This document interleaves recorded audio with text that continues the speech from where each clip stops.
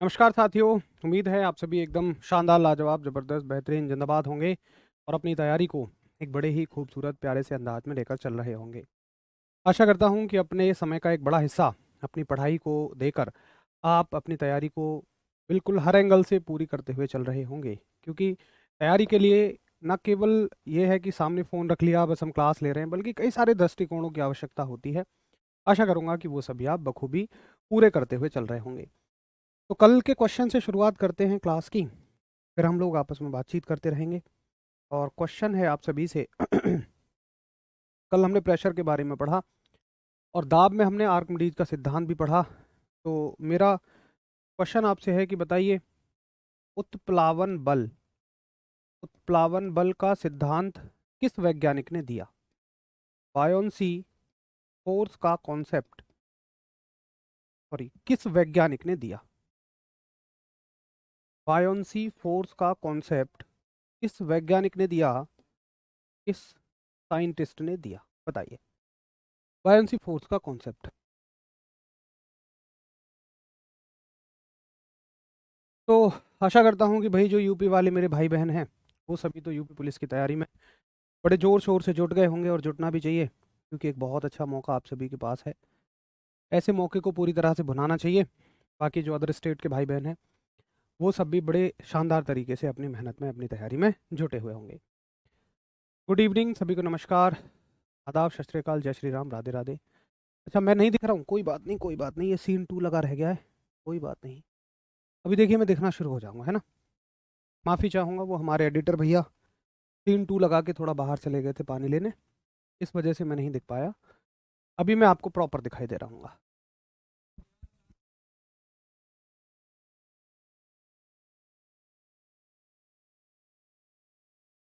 चलो, अभी मैं आपको प्रॉपर दिख रहा हूँ, है ना। तो आप सभी का जवाब है कि किस वैज्ञानिक ने इसकी खोज की, तो आप कहेंगे भैया जी ये की आर्किमिडीज ने। बहुत बढ़िया। तो आर्किमिडीज साहब ने एक सिद्धांत दिया जिसके अंतर्गत हमने बहुत सारी चीज़ों को सीखा। चलिए अब थोड़ा सा आगे बढ़ते हैं।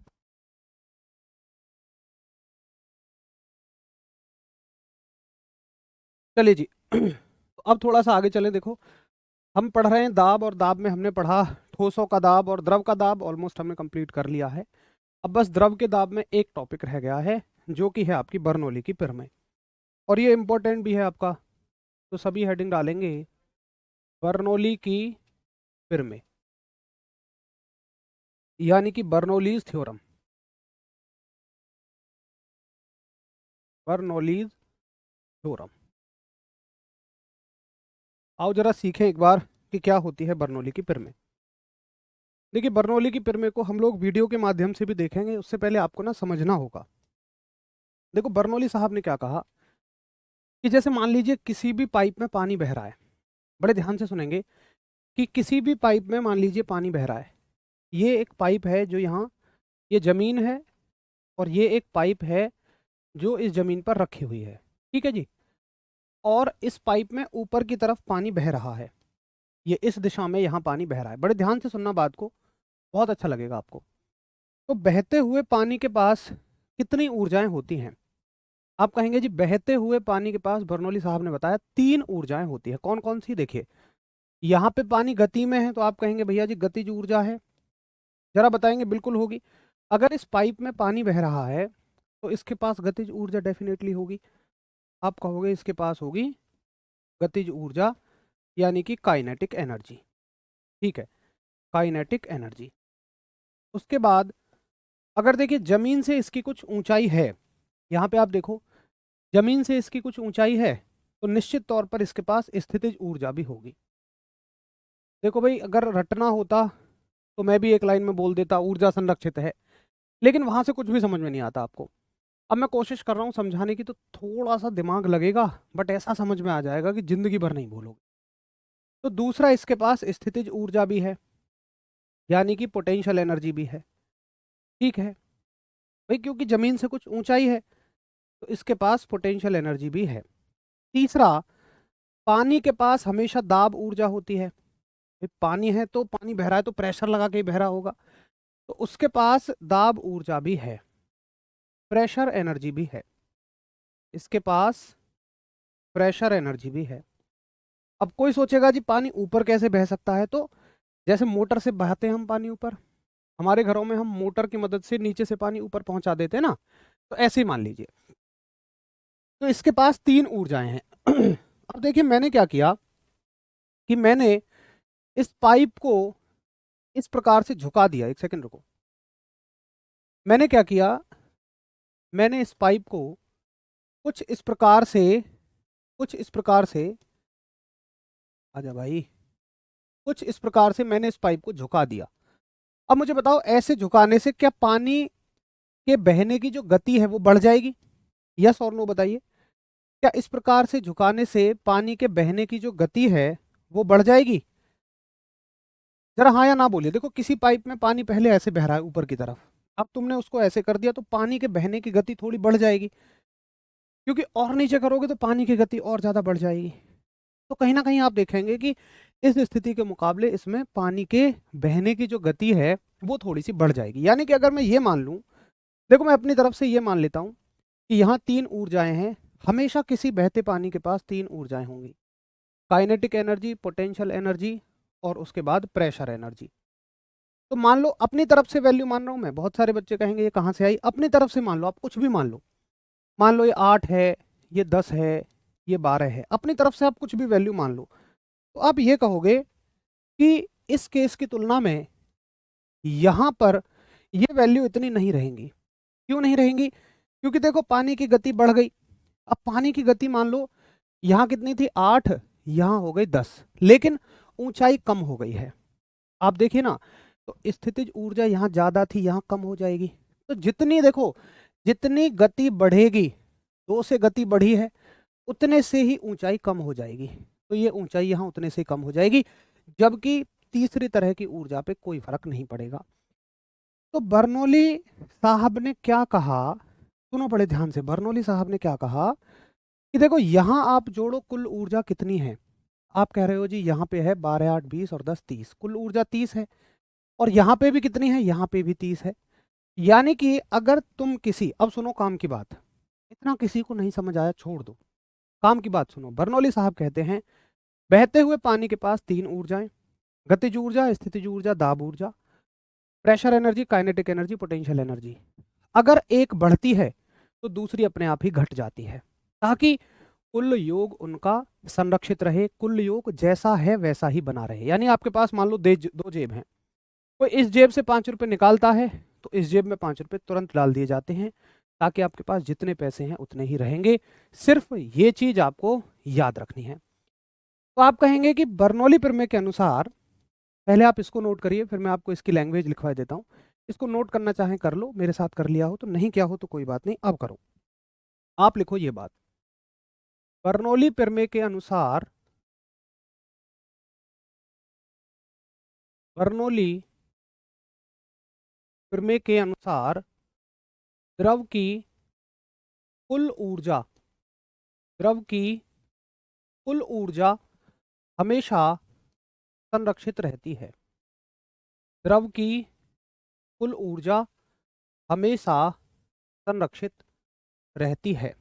यानी कि according to Bernoulli principle, according to Bernoulli principle, according to Bernoulli principle, energy, total energy, total energy,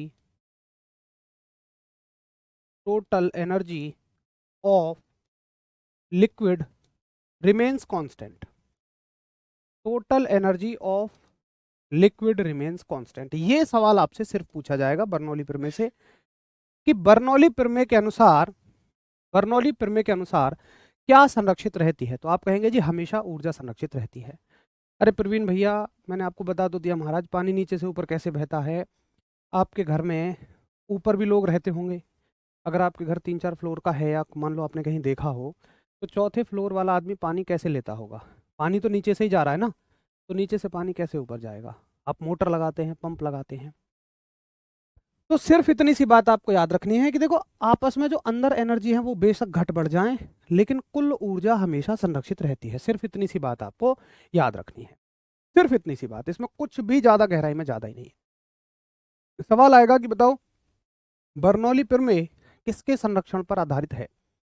option होंगे ऊर्जा होगा, द्रव्यमान होगा, आपसे पूछ लिया जाएगा तापमान होगा, ऊष्मा होगा। तो आप कह देना जी ऊर्जा संरक्षण पर आधारित है, यानी कि ऊर्जा की कभी कोई हानि नहीं होती।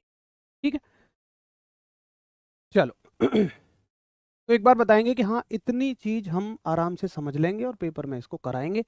जिनको ये भी समझ नहीं आया वो उसको छोड़ दीजिए, आराम से इसको समझिए। जिनको समझ में आ गया बहुत बढ़िया, एक बार नोट करिए और थम्स अप करिए।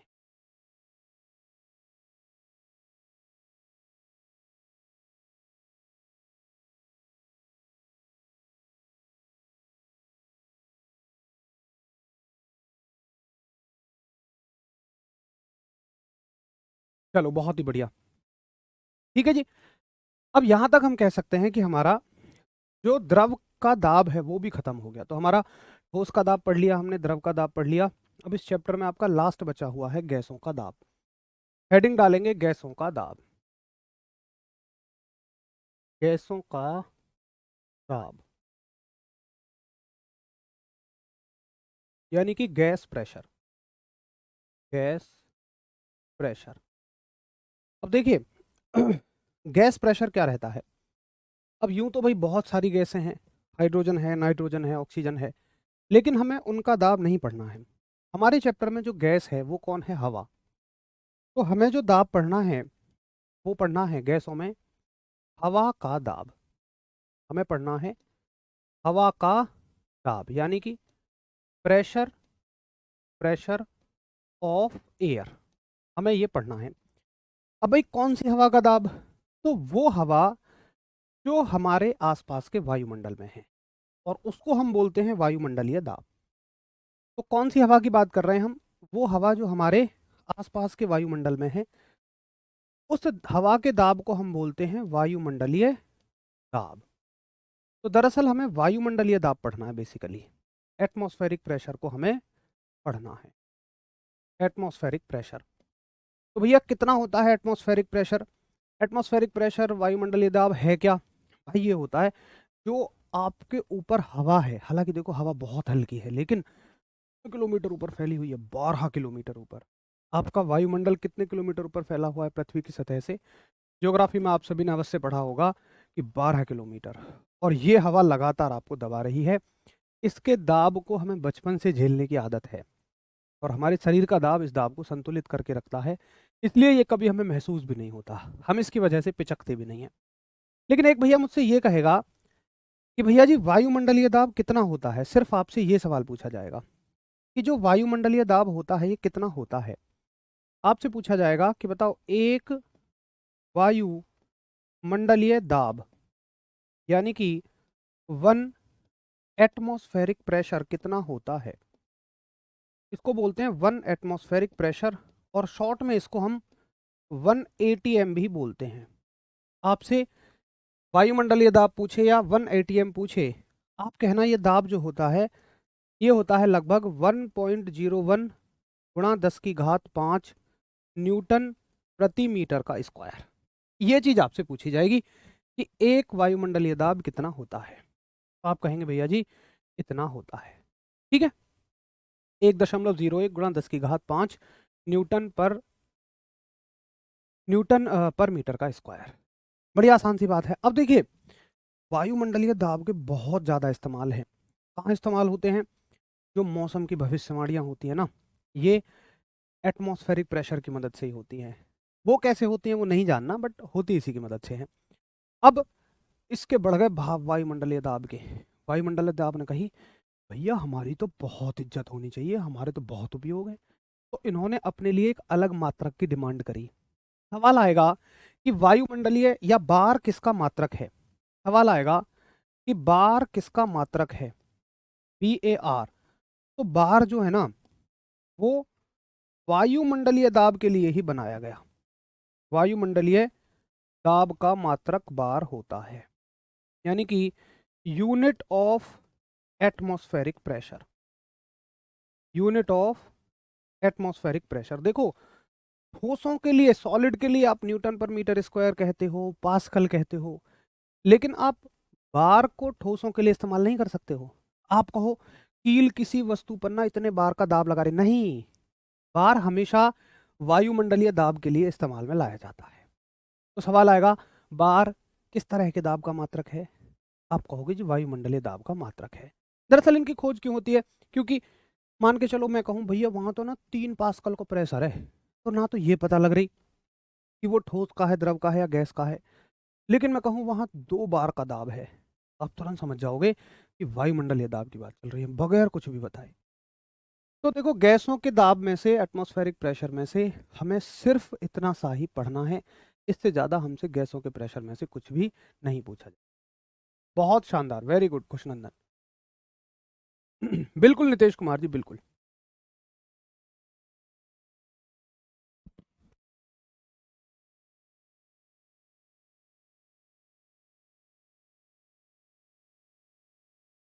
अगर ये नोट हो गया हो, समझ में आ गया हो, वैसे समझ में आने का कुछ है नहीं इसमें, तो बस याद ही रखना है। तो फिर मैं आपको कुछ और इम्पोर्टेंट टॉपिक पर लेकर चलूँ। एक बार वॉल्यूम का देखना भाई,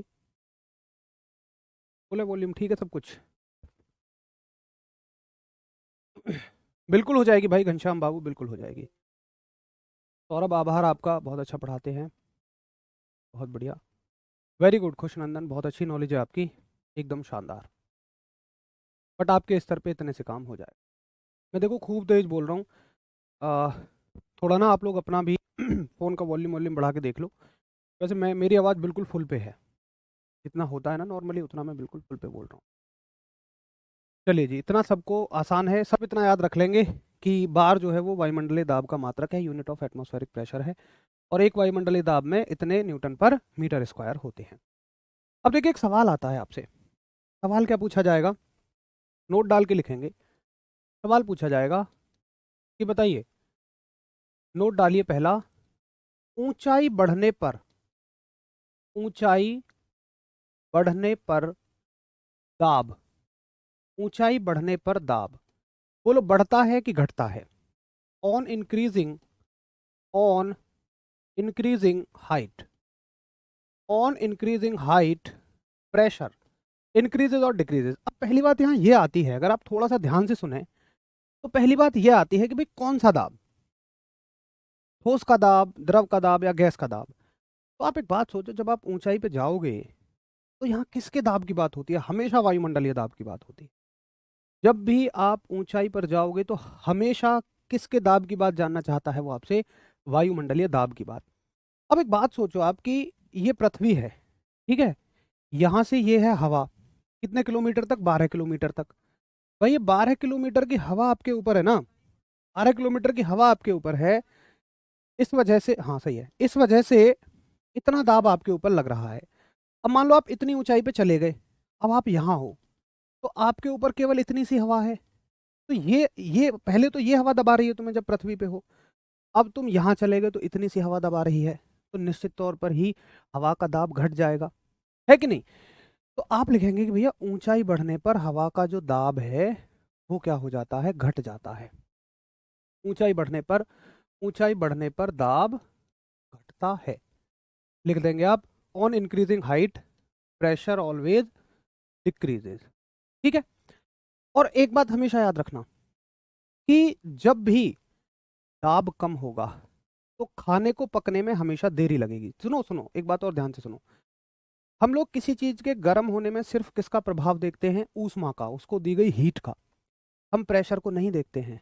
लेकिन आप देखो, अगर आप अपने घर में कढ़ाई में खाना बनाओ और आप प्रेशर कुकर में खाना बनाओ, तो प्रेशर कुकर में जल्दी बन जाता है। क्यों? क्योंकि प्रेशर के बढ़ने पर, दाब के बढ़ने पर खाना जल्दी पकेगा। तो हम जब प्रेशर कुकर का इस्तेमाल कर रहे हैं ना, तो हीट के साथ साथ हम प्रेशर के साथ भी खेल रहे हैं। अगर मुझे दाब के साथ खेलना आ जाए ना, तो मैं 0 डिग्री सेंटीग्रेड पे पानी को गर्म कर सकता हूँ। सुनने में बड़ी अजीब लगेगी, लेकिन मैंने इंजीनियरिंग की हुई है, इंजीनियरिंग में ऐसा होता है, हम प्रेशर को इतना हाई कर देते हैं कि पानी 0 डिग्री सेंटीग्रेड पे ही उबल जाता है।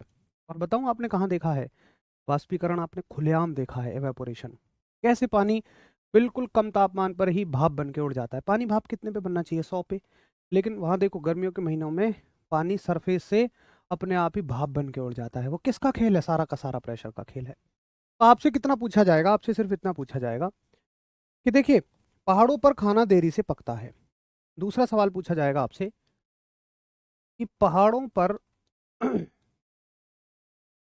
पर खाना देरी से पहाड़ों पर खाना देरी से पकता है, यानी कि food food on mountains food on mountains कुक्स कुक्स slowly.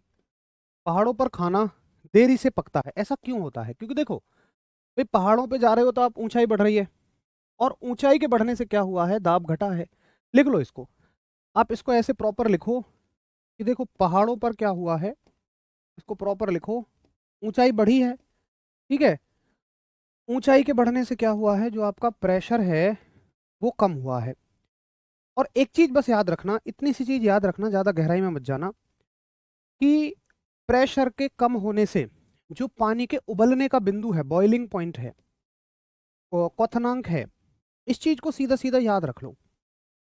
जो पानी का क्वथनांक है वो घट जाता है, और घटने से खाना देरी से पकेगा। बस इतनी सी बात सीधे याद रख लो, इससे ज्यादा कुछ नहीं पूछा जाएगा। दाब के घटने से क्वथनांक घटेगा, खाना देरी से पकेगा। ये कहाँ होता है आपका? पहाड़ों पर। यानी कि ऑन माउंटेन, माउंटेन पे क्या होगा भाई, हाइट जो है आपकी बढ़ेगी, और हाइट के बढ़ने से जो प्रेशर है वो कम होगा, और प्रेशर के कम होने से जो बॉइलिंग पॉइंट है वो घटेगा, और कुक्स फूड कुक्स स्लोली, खाना आपका देरी से पकेगा। ठीक है, बहुत बढ़िया। दाब और क्वथनांक कम होता है, तो यहाँ से ना बहुत सारे सवाल पूछ लिए जाएंगे। एक सवाल तो आपका यही बन जाता है कि बताइए दाब के कम होने से क्वथनांक पर क्या फर्क पड़ता है। तो आप कहेंगे जी घट जाएगा। तो आपको इसमें समझना कुछ ज़्यादा है नहीं, क्या आप इसको याद रख लेंगे? मैं आपसे ये पूछ रहा हूँ कि ऊंचाई बढ़ेगी, दाब घटेगा, दाब के घटने से क्वथनांक घटेगा, क्वथनांक के घटने से खाने को पकने में देरी लगेगी। बताएंगे एक बार? बहुत बढ़िया खुशनंदन, वेरी गुड। प्रवीण बहुत शानदार, एकदम जबरदस्त नॉलेज है आपकी। बिल्कुल बिल्कुल आदित्य भाई, एकदम सही कह रहे हैं आप। कोई दिक्कत नहीं है नीतीश, कोई दिक्कत नहीं है। आंख में तिल है तो उससे कोई समस्या नहीं होगी। एक बार बताएंगे जी, मुझे समझ आ गया और मैंने इसको नोट भी कर लिया, अब हम आगे चल सकते हैं। फिर मैं आपको एक अगले महत्वपूर्ण बिंदु पर लेकर चलूँ। चलिए, अब देखो एक चीज फिर आपसे पूछी जाएगी कि प्रेशर कुकर में खाना, जो आपका प्रेशर कुकर होता है, प्रेशर कुकर, प्रेशर कुकर में, इसको हिंदी इंग्लिश दोनों में प्रेशर कुकर ही बोलते हैं, प्रेशर कुकर में खाना जल्दी पकता है, प्रेशर कुकर में खाना जल्दी पकता है। यानी कि इन प्रेशर कुकर, इन, अगर तुम मुझसे ज़्यादा हिंदी की जिद करोगे तो मैं ज़्यादा से ज़्यादा ये लिख सकता हूँ, वो व्हाट्सएप वाली हिंदी, भाई इससे ज़्यादा तो कुछ होगा नहीं। प्रेशर कुकर, ये लो, ऐसे ही तो डब्बों पे लिखा रहता है उसके पे। प्रेशर कुकर में खाना जल्दी पकता है, इन pressure cooker food food कुक्स food कुक्स early. क्यों भाई, ऐसा क्यों होता है? देखो प्रेशर कुकर का नाम ही ये है कि जब हवा बंद हो जाएगी, बहुत बेसिक सा कॉन्सेप्ट है भाई, कढ़ाई क्या है, खुली हवा है। आप देखो, अगर आप पानी गर्म कर रहे हो ना, और उस पानी गर्म करने के बर्तन पे आप प्लेट मत रखो, तो पानी गर्म करने में देर लगेगी। लेकिन आप उस पर प्लेट रख दो, पानी जल्दी गर्म हो जाएगा। क्यों? क्योंकि अब जो हवा है ना, मतलब जो गर्म हवा है, जो भाप बनी है, उसको निकलने के लिए जगह नहीं मिलेगी, तो उसके अणु एक दूसरे पे धक्का मारेंगे। जब जगह ही नहीं निकल मिल रही है तो धक्का मारेंगे, धक्का मारने से क्या होंगे, दबाएंगे। आपने देखा होगा कि उसकी ताकत इतनी होती है कि वो प्लेट को भी ऊपर उठा देते हैं।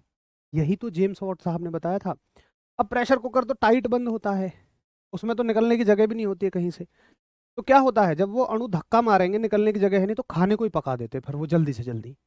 और ज़्यादा प्रेशर होता है तो वो सीटी की मदद से निकल भी जाता है, ना तो प्रेशर कुकर फट जाएगा, इतना भयंकर प्रेशर बनता है वहाँ पे। तो आप कहोगे कि भैया प्रेशर कुकर में जो दाब है, जो प्रेशर है, वो क्या हुआ है, बढ़ा है। प्रेशर कुकर में प्रेशर बढ़ा है, जिसकी वजह से जो क्वथनांक है, जो बॉइलिंग पॉइंट है, वो क्या है, बढ़ा है, जिसकी वजह से खाना जल्दी पक गया है। तो उम्मीद है ये बात भी सबको समझ में आ गई होगी कि दाब के बढ़ने से क्वथनांक बढ़ता है और प्रेशर के बढ़ने से बॉइलिंग पॉइंट बढ़ता है, जिसके कारण प्रेशर कुकर में खाना जल्दी पक जाता है। पता है, कोई बहुत मुश्किल साइंस नहीं है ये, बड़ी ही आसान साइंस है। जेम्स वॉट साहब ने कितने प्यारे तरीके से इसके ऊपर स्टीम इंजन बना दिया था, भाप इंजन।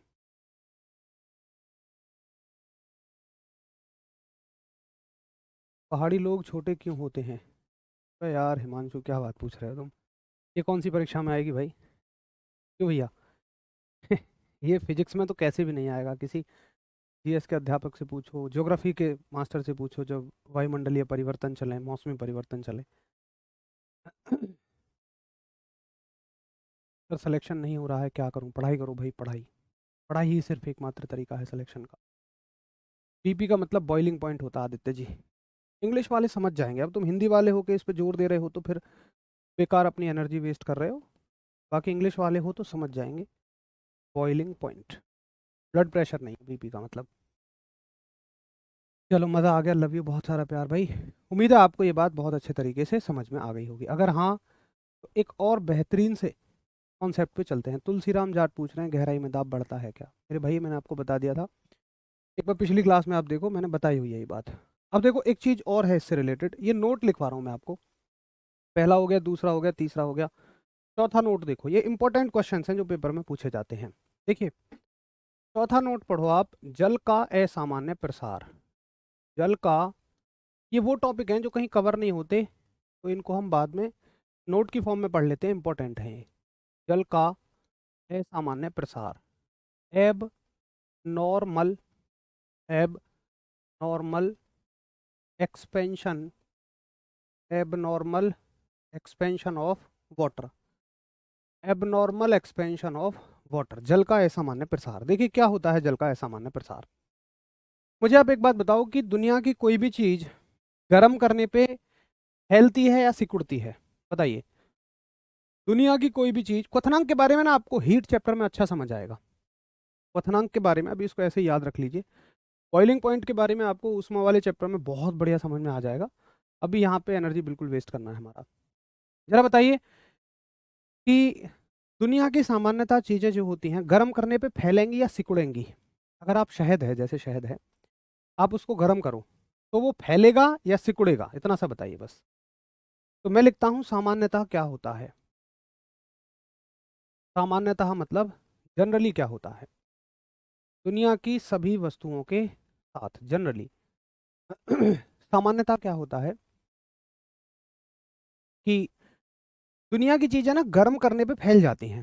ठीक बात है। सामान्यतः होता ये है, एक सेकंड रुकेंगे, पहले हम लिखते हैं गर्म करने पर। यहाँ थोड़ी सी जगह में लिख देना, गर्म करने पर। आपसे बहुत सारे सवाल पूछ जाएंगे यहाँ से।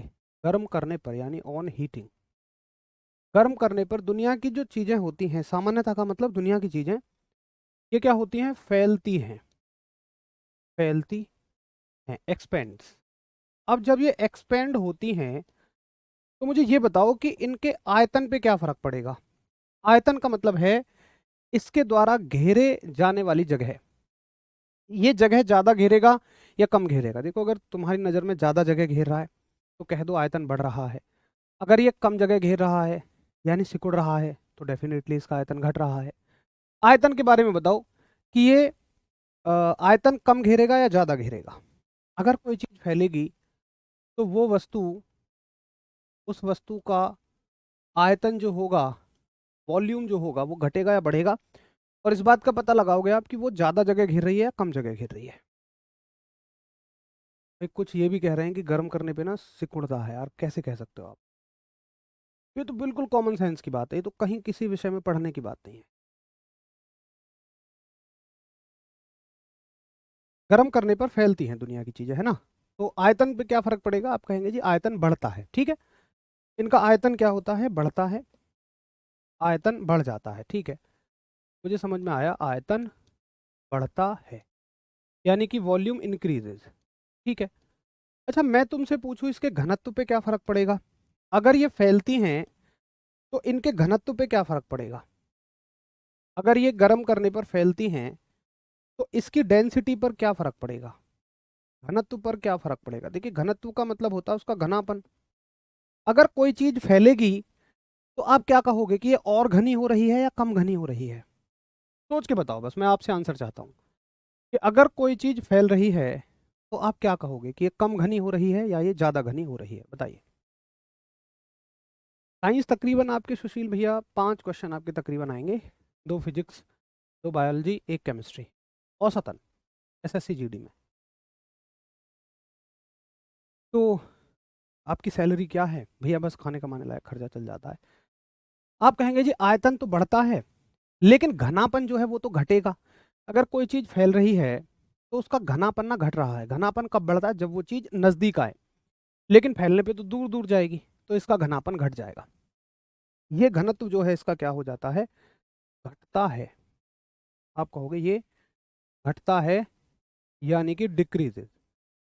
यहां तक मुझे बात अच्छे से समझ में आ गई। एक बार फिर से रिवाइज मार लेते हैं कि जैसे शहद है या कोई भी आप वस्तु ले लो, लोहा ले लो, लोहे को अगर आप गर्म करोगे तो ये फैलेगा, और फैलने का मतलब है ज़्यादा जगह घेरेगा। तो हम कह सकते हैं इसका आयतन बढ़ेगा, वॉल्यूम इंक्रीज होगा, और वॉल्यूम इंक्रीज होने से इसका जो घनापन है वो घट जाएगा। लेकिन सुनिए, दुनिया की सारी चीजें एक तरफ और पानी भैया एक तरफ। अपने जल जी कहते हैं, जो अपने पानी भैया हैं, वाटर जी हैं, ये क्या कहते हैं कि भाई साहब जल ही जीवन है, मुझे चाहिए फुल इज्जत। और ये एक नई बात बताते हैं क्या, कि सुनो सुनो गौर से दुनिया वालों, 0 से लेके 4 डिग्री सेंटीग्रेड तक, बड़े ध्यान से सुनना, 0 से लेके 4 डिग्री सेंटीग्रेड तक अगर आप मुझे गर्म करते हो, भाई 0 से 4 टेम्परेचर बढ़ा रहे हो, गर्म कर रहे हो, तो मेरा जो, मैं ना सिकुड़ूंगा, मैं फैलने की बजाय क्या करूंगा, सिकुड़ूंगा। 0 से 4 डिग्री सेंटीग्रेड तक मैं सिकुड़ूंगा, यानी कि मैं फ्रीज होऊंगा। अब एक बात बताओ, जब 0 से 4 डिग्री सेंटीग्रेड, उल्टा सुन, उल्टा लगता है ना, गर्म करने पे ये सिकुड़ता है, अब सिकुड़ेगा तो आयतन इसका घटेगा। भाई अगर ये सिकुड़ रहा है तो इसके वॉल्यूम पे क्या फर्क पड़ेगा। आप कहोगे भाई साहब अगर ये सिकुड़ता है ना तो इसका आयतन डेफिनेटली घटेगा, आयतन इसका डिक्रीज होता है। यहां पे लिख लो इस बात को, आयतन इसका डिक्रीज होता है। अच्छा जी, और अगर मैं पूछूं इसका घनत्व, अगर ये सिकुड़ रहा है, अगर ये सब कुछ नजदीक नजदीक आ रहा है, अगर ये सिकुड़ रहा है, तो सिकुड़ने से इसके घनत्व पे क्या फर्क पड़ेगा, बढ़ेगा, डेंसिटी इसकी बढ़ जाएगी। जो, एक सेकंड रुको, एक सेकंड, ये तो इधर ही आ गया पूरा ही। तो भैया तुम कॉपी हो गए, एक सेकंड रुक जाओ, बस इधर कॉपी करना है। नहीं आ रहा पूरा, नाराज है, कोई बात नहीं। आप लिख लो कि भैया इसका आयतन जो है वो घटता है, यानी कि ये डिक्रीज होता है, ठीक है। और इसका जो घनत्व होता है, आयतन घटेगा, और इसका जो घनत्व है, डेंसिटी जो है, वो क्या होगी, इंक्रीज होगी। इतनी सारी बातें आपसे पूछी जा सकती हैं। अब हम सिर्फ क्या याद रख लेते हैं, हम सिर्फ एक बात याद रख लेते हैं। एक सवाल आएगा कि जल का घनत्व कितने डिग्री सेंटीग्रेड पर अधिकतम होता है। इतने में से क्या सवाल आएगा, सवाल आएगा, क्वेश्चन लिख लो कि जल का घनत्व, जल का घनत्व डैश पर अधिकतम होता है, पर अधिकतम होता है, यानी कि density, density of water is maximum, maximum at this temperature. Option होंगे आपके पास 4 डिग्री सेंटीग्रेड, बी ऑप्शन होगा 100 डिग्री सेंटीग्रेड, सी ऑप्शन होगा 0 डिग्री सेंटीग्रेड, और डी ऑप्शन होगा 98.6 डिग्री सेंटीग्रेड। इसको नोट कर लेना, नोट कर लेना पिछले वाले को, पहले इस क्वेश्चन का आंसर करो। सिकुड़ना लिख दूंगा मैं, ठीक, पहले आप इसको सही तो करो, इसको आप नोट कर लीजिए।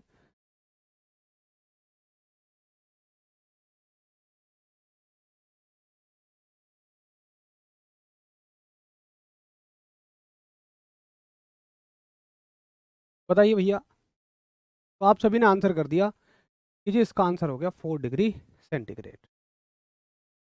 तो एक बहुत सिंपल सा सवाल तो ये बन सकता है कि पानी का घनत्व कहाँ होगा, 4 डिग्री सेंटीग्रेड पर। लेकिन अच्छे सवाल जो बनते हैं ना, मैंने पानी वाली बात लिख दी कि पानी से आप पूछोगे तो आप कहोगे सिकुड़ना, तो अ, सिकुड़ेगा ऐसे लिख लो, सिकुड़ेगा, यानी कि फ्रीज होगा। अब देखो कितनी सारी बातें इससे पूछी जा सकती है। आपसे पूछा जाएगा कि 4 डिग्री सेंटीग्रेड पर पानी का घनत्व अधिकतम होता है लेकिन आयतन न्यूनतम होता है। ठीक है, पानी का घनत्व अधिकतम होता है और आयतन न्यूनतम होता है, ये भी चीजें याद रखनी है। तो सारी की सारी चीजों में से कुछ भी पूछा जा सकता है। 4 नोट हो गए। एक अगला नोट और लिखिए, 5वां इंपॉर्टेंट क्वेश्चन इस चैप्टर से। आपसे पूछा जाएगा कि भाई एक बर्तन में भरा हुआ है जल, ये एक बर्तन में भरा हुआ है जल, ठीक है, वाटर है, वाटर यानी कि जल, और इस जल में इस जल में डूबी हुई है बर्फ, ये बर्फ है।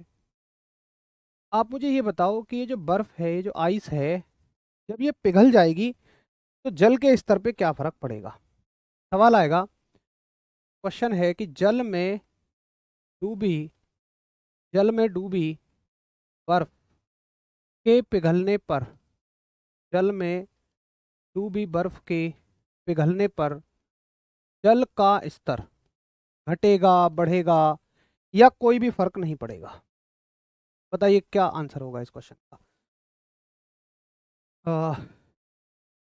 Level level of water if ice in water, ice in water melt, कि अगर ये पिघल जाती है इसके लेवल पे क्या फर्क पड़ेगा। फिजिक्स से 2 सवाल आएंगे भाई, इरफान बाबू, फिजिक्स से 2 सवाल। बिल्कुल विमल, बिल्कुल सही कह रहे हैं आप।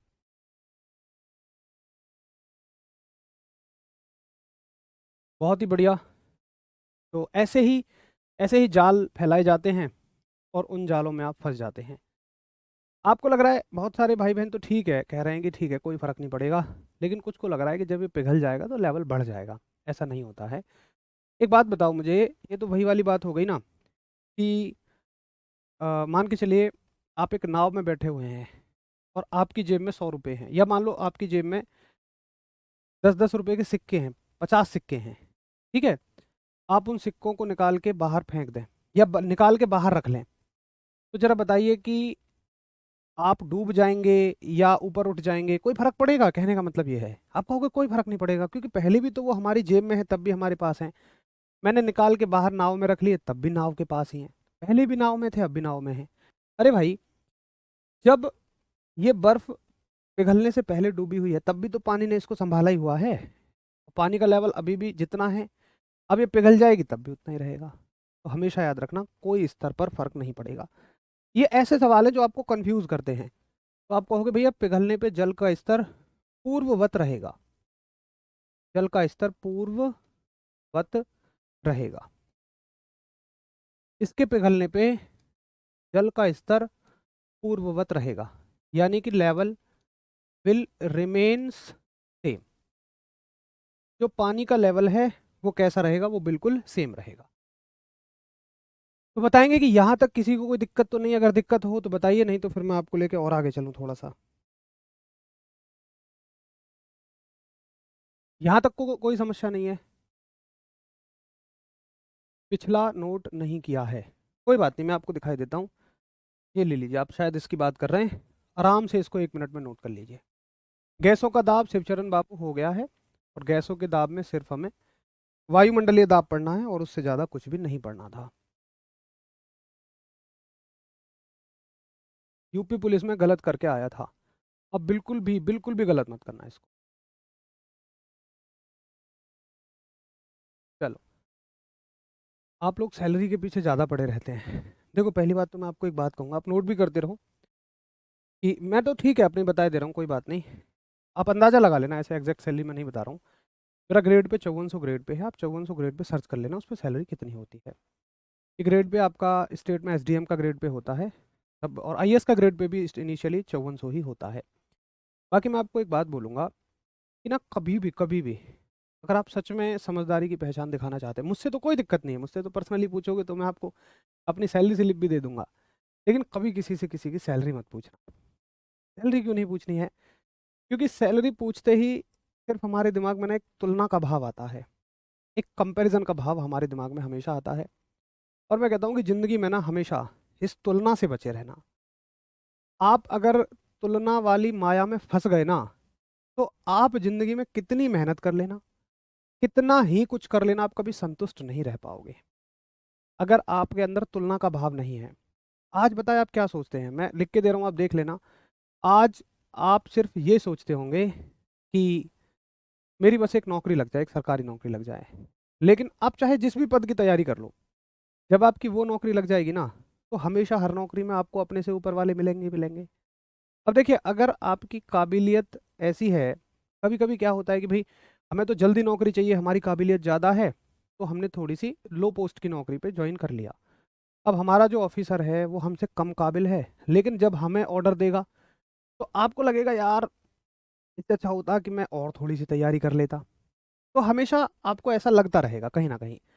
तो एक असंतुष्टि हमेशा बनी रहेगी जब तक आप कंपैरिजन का भाव लेके आओगे। तो जिंदगी में कभी भी तुलना का भाव अपने अंदर लाना ही मत। आप हमेशा ये सोचना, नौकरी लग जाने के बाद हमेशा ये सोचना, अपने इन दिनों को याद रखना जब आपको एक नौकरी की बहुत ज़्यादा आवश्यकता थी।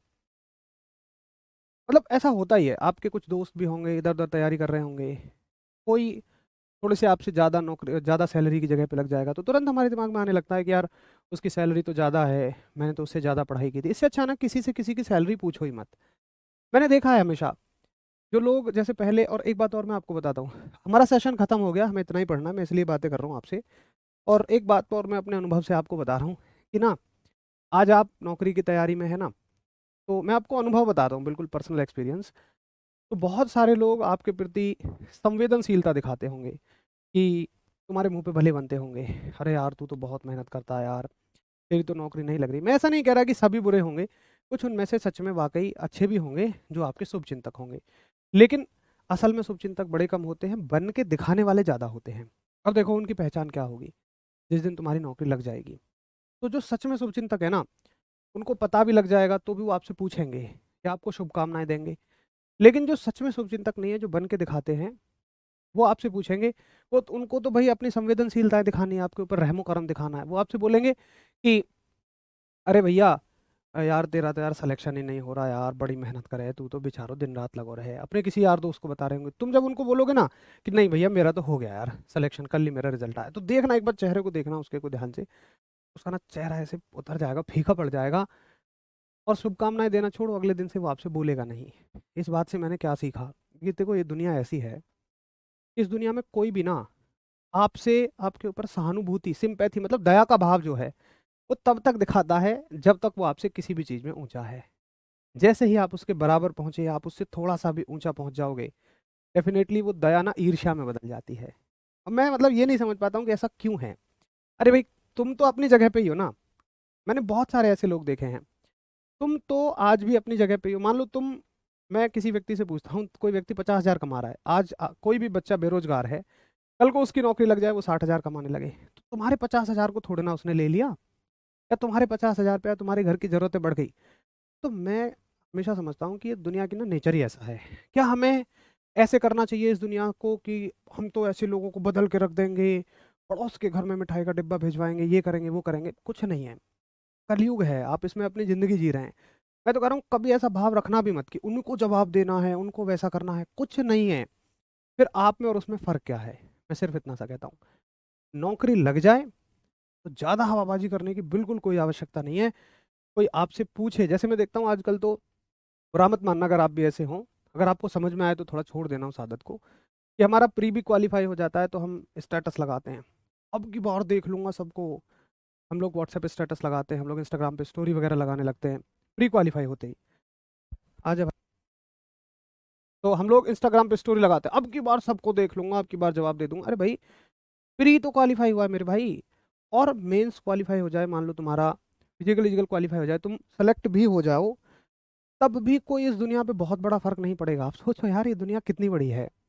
किसी मैं आपको डिमोटिवेट नहीं कर रहा हूँ, मैं कह रहा हूँ एक बच्चे के सेलेक्ट होने से उसके घर परिवार की स्थितियां बहुत अच्छी हो जाती हैं, सामाजिक इज्जत मिलती है, लेकिन उसको दूसरों से मिलने दो। आप अपने आप से क्यों खुद को इज्जत देने की कोशिश कर रहे हो? या खुद इंस्टाग्राम पे लगा के दूसरों से चाह रहे हो कि सब आपको इज्जत दें। तो कभी भी एक ज़िंदगी ना संतुलित ज़िंदगी जीने की कोशिश करना। असल में ज़िंदगी वही है ना, तो यहाँ देखो कितने ही पैसे वाले जो हैं वो दुखी हैं, और खुशी होने को तो जो कम कमा रहा है वो खुशी है। तो अपने अंदर हमेशा एक संतुष्टि का भाव रखना। कभी भी नौकरी वोकरी लग भी जाए तो बहुत ज़्यादा उसके चक्कर में आके हवाबाजी नहीं करनी है। अपने उद्देश्यों को ध्यान में रखना कि नौकरी का उद्देश्य जो है वो मेरे घर परिवार की जो ज़रूरतें हैं, बेसिक ज़रूरतें, उन्हें पूरा करना है। और जिस पद के लिए मुझे चुना गया है उस पद के लिए मुझे बड़ी ईमानदारी से सेवा करनी है। सिर्फ ये दो भाव अपने मन में रखना, इससे ज़्यादा कहीं कुछ नहीं है। बाकी देखो अपनी नौकरी के हिसाब से आपको इज्जत अपने आप मिल जाएगी, उसके लिए मांगने की कभी कोई आवश्यकता नहीं है। तो आशा करता हूँ कि आप सभी को बातें अच्छे से समझ में आ गई होंगी। और मेरी कोशिश होती है कि देखो पढ़ाई लिखाई की बातें तो हमेशा चलती रहती हैं, कुछ थोड़ा-सा इंसानियत की बातें रहें जो नौकरी के बाद आपको करनी होंगी। आप तो पता है नौकरी में जाओगे ना तो आपको लगेगा कि पढ़ाई सबसे आसान थी। बहुत सारी बातें आपको सीखनी पड़ेंगी। तो मेरी कोशिश होती है कि जहाँ तक जितनी आपको बता दी जाए उतना अच्छा है। चलिए, तो कल तो आपका ऑफ रहेगा, सैटरडे है। बाकी संडे, सैटरडे संडे आप अपना रिवीजन करते हो तो आराम से मंडे को मिलेंगे। सैटरडे संडे बढ़िया से रिवीजन करके आओ। मंडे को हम लोग तरंग यानी वेव चैप्टर को स्टार्ट करेंगे। मिलते हैं मंडे को। नमस्कार, धन्यवाद, जय हिंद।